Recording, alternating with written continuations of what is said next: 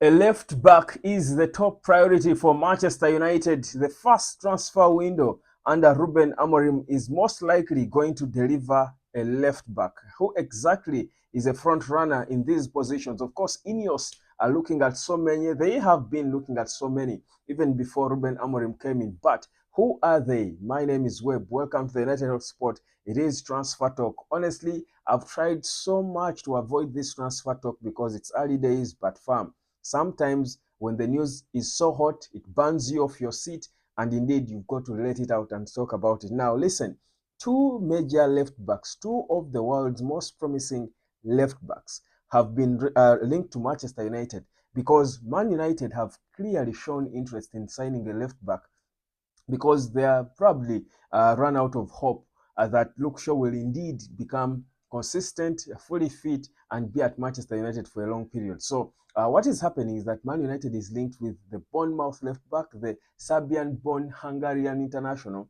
MILOS KERKEZ, who is just 21 years of age, and they have been monitoring him for quite some time. Honestly, I feel like this is a consistent boy. I think he has, at Bournemouth, he has tried to be consistent. Even at the national team, I think he plays both as left back and as a wing back, and you're thinking he would fit into the kind of player Ruben Amorim would want on the left. So Manchester United are focused on getting such a player. But also, Alphonso Davies has been top of the talk lately because Man United also feel like he's one they can bring in. He's 24 years of age, of course, below the ideal age that Manchester United would love to bring in for players who are coming in for top fees. Now, Alphonso Davies, the Canadian international, Canadian captain, looked at as one of the best players to ever come out of Canada, is another player linked with Manchester United. He's currently playing at Bayern Munich, and there's belief that he would be wanting to move, but also there's belief that Bayern Munich would have the will to let go of him because his playing style perhaps suits a Ruben Amorim formation because of his wing back nature and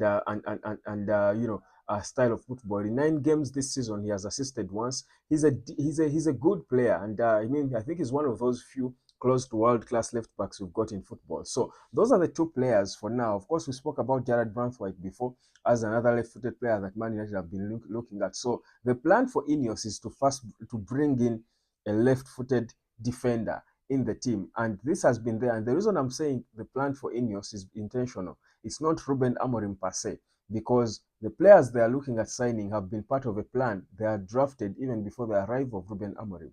Whether they were in touch with him, knowing that he would come in at some point or not, we cannot know. We cannot say that. But the thing is, Ineos are sticking to their plan because they are sure of the plan they drafted, and they believe that Amorim will certainly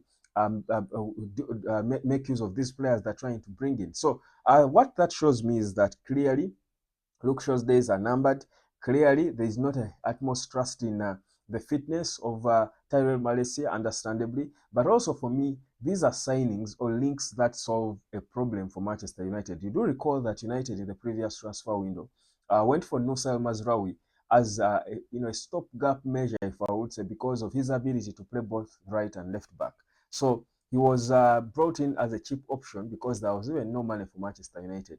So they bring him in because he can double and play both positions. So if the money avails itself, or if the money is made available, Man United would prefer to get a left-footed player who can man that left-hand side of the wing. Let me say from defense to the wing, and leave Mazraoui to concentrate on his natural side. That's the right, which I think is a good thing. You saw in Ruben Amorim's first training, the clips we saw, Shaw and Tyrell Malaysia being the two players playing on the left, and you clearly would see. They are not in it there. They are not there yet. That's one of the blunt sides we have in the team. So that's exactly what's going on in terms of the transfer of talk and business. So for me, I think whereas we know that Manchester United will not have a lot of money for Ruben Amorim to spend, and uh, and uh, they want to trust, of course, these young players, but yet they know that they've got to bring in a few players. I think increasingly, the more we talk about players that are linked with Manchester United, we must as well think about who could be leaving, because Man United is most likely going to be in a sell to buy situation, considering how much has been spent in recent, of course, in the last transfer window, but also in just these coaches that we have and stuff, and of course the compensation of Eric Ten Hag and what have you. So there's got to be need. There's got to be need to let go of certain players if Manchester United is going to be able to get the cash to sign to sign any of these players, because a player like Milos KERKEZ may not be too expensive. Maybe we can afford to buy KERKEZ, because I think he should be rated at about no more than 30 million quid or thereabout, 30, 35. Maybe that's money we can try and find where to get. But you think of a player like Alphonso Davies, and you're you're a bit worried. Where is Manchester United going to get the money if they chose to go for Alphonso Davies from Bayern? Its asking price could be about 70 million euros, unless that's the only player they're going to sign, because I think we can be able to raise 70 million is about 50 million quid. I think that's pretty much what we might be able to spend, even less probably, if we don't buy a player. So perhaps we can try to raise that, or perhaps get a structure, a payment plan that suits that favors us.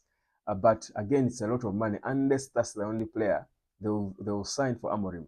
But my expectation is that Amorim could be given about 100 million to spend. It's not a lot of money, but I think a smart manager like him, with the youngsters he can bring in players who can solve a particular problem.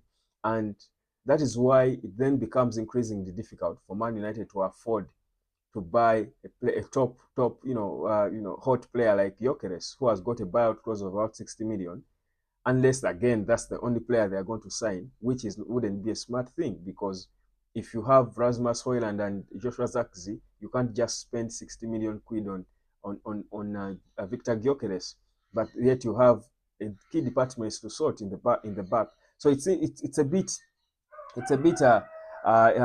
interesting, but also tight a bit for Man United. But what we know is that some business will be done. How it will be structured might be, I think, a thing of creativity. Inos might be creative and find ways around, the financial fair play block that is there for them to deal with. But nonetheless, I also believe a few players. The only thing is, United players are not attractive. Not so many clubs will be rushing to sign any of these United players, except if we put the youngsters, the Kobes and Garnachos on the market. But most of the players we clearly believe should be leaving the club are not players that are attractive to any team, unless we give them a full season for them to prove themselves, or even two, to consistently be performing and revive themselves and maybe attract a significant interest of a club that wants to pay a significant fee. For a player like Antony, who will need perhaps 2 seasons of consistently playing top football for any club to be willing to pay 50 million for him. And this is one of the players we would want to see out. You're talking players like Eriksen. We are yet to start talks with him for a new contract, so meaning he's not in the plans at the end of the season. He will leave for free probably in the summer. So there's no money in Eriksen. Casemiro, with his age, you cannot expect to get more than 30 million for Casemiro, or even 25 million or thereabout. But also his wages are crazy. Unless he's willing to go to Saudi, he may not be an easy player to get rid of if he's still contracted. So you think about all these players. Lindelof, no one can buy Lindelof really. Johnny Evans is aging really. Good as he is, he's not going to bring in any money. So that's a bit of the issue, and you wonder how Ineos are going to creatively find ways about it and raise the money to make signings that they want. But at least the fact that the interest is there, from Jared Branthwaite to all these other left backs we keep talking about, the fact that the interest is there, perhaps they are sure they can find a solution, because it's one thing to focus, for us as fans might focus on a lot on the problem, but the job of Omar Berada, Dan Ashworth and Jason Wilcox is to find solutions. Yeah, so it's their job. So perhaps they're thinking of solutions to be able to get the players that they want if they're going to boost the squad of Ruben Amorim. So that's a bit of what's happening. KERKEZ, I think would be okay. The Fulham left back, Anthony was also one of those linked with Man United, but I think KERKEZ is a front runner. I like his balance. I think he's the closest to Luke Shaw we've got in the young players coming up. His style, in terms of his style, I think he can play going forward, give you something, but also he's so solid in the back. He's a solid, ready player. He's a hard worker. I think he's a player who would suit Manchester United. I like him. So no issues at all about the Hungarian international. My name is Webb. Like, share, and subscribe, and let me know where you think Man United should be looking to put the little cash they might have to spend in terms of transfers. Is it in the defense, the left back, the striker, or if United is able to sign only one player, where should they spend it? Give me your opinion on that in the comment section. Like, share, and subscribe, and let me catch you later, fam.